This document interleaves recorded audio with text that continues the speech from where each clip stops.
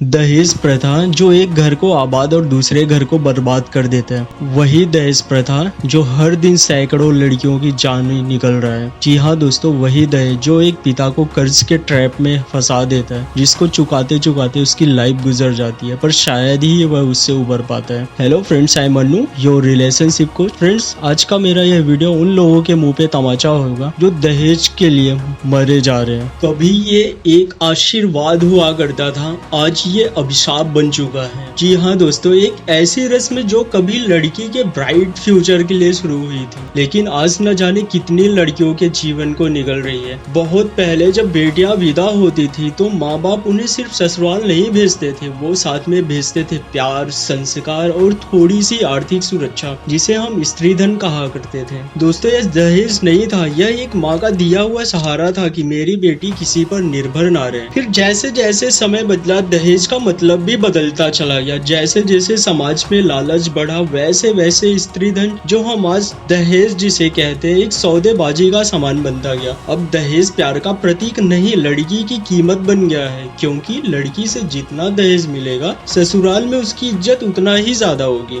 लड़का इंजीनियर है तो दहेज ज्यादा होगा, सरकारी नौकरी वाला है तो गाड़ी उसको तो चाहिए ही चाहिए। बिना फ्रीज, बाइक, सोने के, कैश के शादी कैसे हो सकती है? हम लड़की की कीमत उसके घर से मिले सामान से तौलते हैं। हमें उसकी खुद के गुण संस्कार की कोई परवाह ही नहीं, ना ही उसके सपनों की। आज भी अखबारों की सुर्खियां चुपचाप कहती हैं, दहेज के लिए बहू को जलाया गया, ससुराल वालों ने मार डाला, शादी टूट गई क्योंकि दहेज कम था। हर साल हजारों बेटियां सिर्फ इसलिए जान गंवा देती हैं क्योंकि उनके पेरेंट्स उन्हें दहेज में काफी कुछ नहीं दे पाए। 1961 में दहेज प्रोहिबिशन एक्ट आया, लोगों ने तालियां बजाई, जैसे कि बस अब सब कुछ बदल जाएगा। लोग बड़ी भोली सी शक्ल बनाकर बस चुपचाप दिखावे की शादी के पीछे कैसे दहेज ले रहे हैं। ऐसा कब तक चलता रहेगा? आखिर कब तक हम बेटियों को बोझ समझते रहेंगे? कब तक पेरेंट्स अपनी जमीन बेचकर बेटियों की शादी करेंगे? आखिर कब तक एक लड़की की काबिलियत को उसके साथ आए पैसों से तौला जाएगा? एक बेटी जो अपने घर ससुराल दहेज लेकर जाती है, उसे उस घर की लक्ष्मी बना देते हैं हम। पर उस बेटी से पूछो जिसे पता होता है मैं अपने घर को कंगाल और पिता को कर्ज के बोझ तले धकेल के किसी के घर की लक्ष्मी बनी हूँ। दहेज पाकर ससुराल के घर की लक्ष्मी तो बेटी बन गई, लेकिन वही बेटी अपने घर के लिए कर्ज और बोझ, कभी सोचा है उस बेटी पे क्या गुजर रही होगी? दोस्तों, इस दहेज ने लड़की के पिता की स्थिति को तोड़ के रख दिया है। दहेज के बोझ तले दबा एक पिता कभी कभी आत्महत्या करने पर भी मजबूर हो जाता है। एक पिता को बेटी की शादी के लिए पैसे जोड़ने की चिंता सालों पहले से शुरू हो जाती है। घर की जरूरतों को काट कर छोटी छोटी चीजों में कंजूसी करके पैसा बचाता है एक पिता। इतना ही नहीं, कई बार तो उसे शादी के लिए लोन या अपनी जमीन भी बेचनी पड़ती है। यहाँ तक कि शादी के बाद भी दहेज की मांगे बढ़ती रहती है और एक पिता उसे पूरा करता रहता है पूरी जिंदगी। क्या देंगे? लड़के वाले क्या सोचेंगे? समाज क्या कहेगा? ये सवाल हर रोज उसके मन में घूमते रहते। इज्जत की बात है, लड़की की शादी है ना,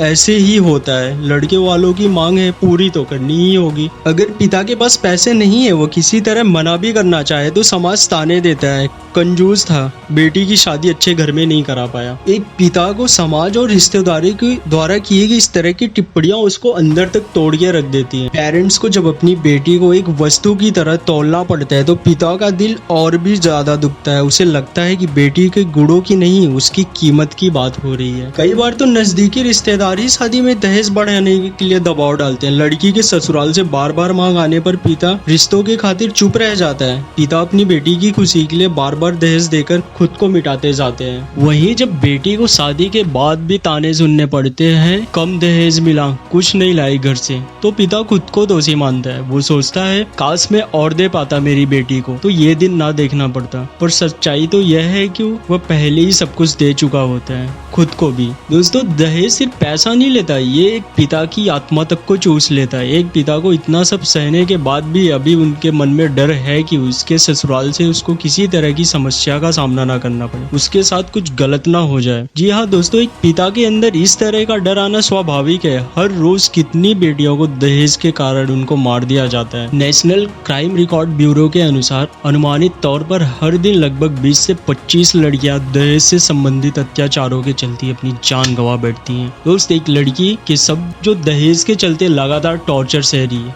वो कुछ इस तरह से अपनी मानसिक स्थिति को बयां कर रही है। आज मेरा मन बहुत भारी है। हर रोज जब मैं दहेज की मांग और उससे जुड़ी अपमानजनक बातें सुनती हूँ तो ऐसा लगता है जैसे मेरा आत्मसम्मान टुकड़ों में बिखर जाता है। मुझे लगता है कि मेरी पहचान सिर्फ एक व्यापारिक वस्तु में बदली जा रही है। मेरे सपनों, मेरी क्षमताओं के बदले सिर्फ पैसे की मांग की जा रही है। जब घर वालों और समाज की बातें सुनती हूँ तो डर मेरे अंदर घर कर लेता है। मुझे ऐसा लगता है कि मैं अकेली हूँ। अक्सर रातों में चुपचाप अपनी आंखों में आंसू भरकर सो जाती हूँ, यह सोचकर कि कहीं मेरी जिंदगी का हर पल इसी तरह का ना हो जाए। मैंने कई बार सोचा कि क्या मैं कुछ गलत की हूँ, लेकिन फिर याद आता है यह सब मेरे ऊपर थोपे गए अन्याय है। मेरे मन में लगातार एक सवाल उठता है, क्या मेरी काबिलियत, मेरी मेहनत की कोई कदर ही नहीं, या बस मेरी किस्मत ही खराब थी। मुझे महसूस होता है कि समाज ने मुझे एक अलग अधूरा इंसान बना दिया, जिसे अपनी असली पहचान पाने का अधिकार ही नहीं मिला। मेरे पिता ने अपनी सारी जमीन बेच दी, कर्ज में डूबकर मेरी शादी के लिए सब कुछ किया,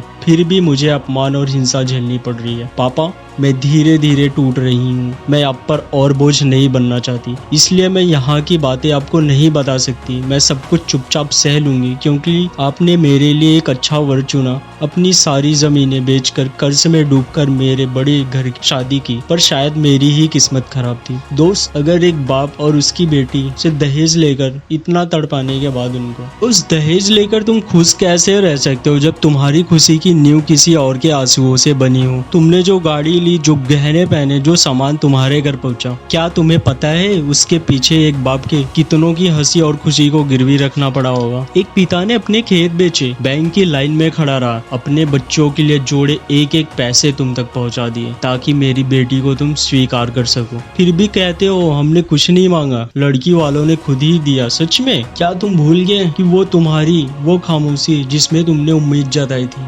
क्या ये भी भूल गए कि वो इशारे जिनसे कहा गया था कुछ दे दे तो अच्छा लगता है? एक बाप सिर्फ अपनी बेटी नहीं देता, वो अपना खून, अपनी हड्डियां, अपनी नींद सब दे देता है। और बदले में तुम उसकी बेटी से पूछो, क्या उसे इंसान समझा गया, या सिर्फ उन चीजों का हिस्सा जो वो अपने साथ लेके तुम्हारे यहाँ आई? ये कुछ लाइनें जो दहेज के लिए मरे जा रहे हैं। हाँ, मैं दहेज लूंगा क्योंकि मुझमें टैलेंट नहीं, बस डिग्री है। कमाने की औकात नहीं है, लेकिन रेट मेरा फिक्स है। इज्जत कमानी नहीं है, लड़की के बाप द्वारा दिए गए पैसे से कमानी है। और शादी तो वो मेरे लिए सौदा है, प्यार व्यार गरीबों के चोचले हैं। मुझे दहेज चाहिए क्योंकि मर्दानगी का सबूत देना है ना, ताकि लोग कहे वाह क्या सौदा किया है लड़के ने। मेरे बाप ने बेटे को नहीं, इन्वेस्टमेंट को जन्म दिया है। अब रिटर्न चाहिए, कैश में, गाड़ी और सोने में। बाप बेटी की शादी में अपना घर गिरवी रखे, इससे मुझे मतलब नहीं। मेरे बाप का सीना दहेज लेकर चौड़ा होना चाहिए, और यही सिस्टम है। मुझे फर्क नहीं पड़ता उस लड़की की आंखों में आंसू है या सपने, मुझे तो बस गाड़ी की चाबी चाहिए और बक्से में गहनों की खनक। वहीं दोस्तों, एक लड़की की सोच जो वो समाज और उस लड़के से चाहती है। हाँ, मैं एक लड़की हूँ,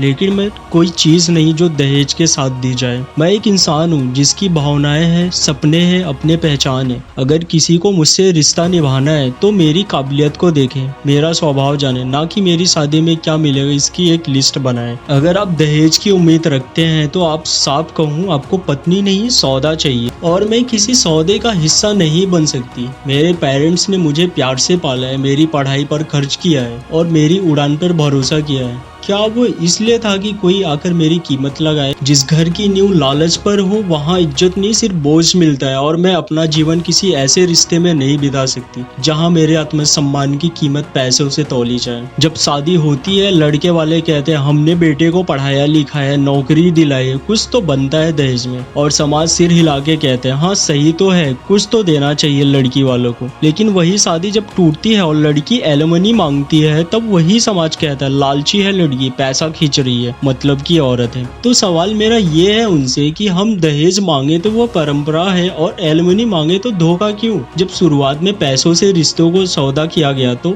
अब टूटने पर उस सौदे का हिसाब क्यों नहीं दे सकते हैं? हाँ, मैं बता दूं, एलिमनी सिर्फ पैसा नहीं है, वो उस औरत की पहचान है जो शादी में अपना करियर छोड़ी, अपने सपनों को छोड़ा, तुम्हारा घर संभाला, और जब सब बिखर गया तो खुद को वो फिर से खड़ा करना चाह रही है। अगर तुम दहेज के नाम पर गाड़ी, जमीन, गहने ले सकते हो तो वो भी एलिमनी के नाम पर अपनी लाइफ की बुनियाद मांग सकती है। Thank you.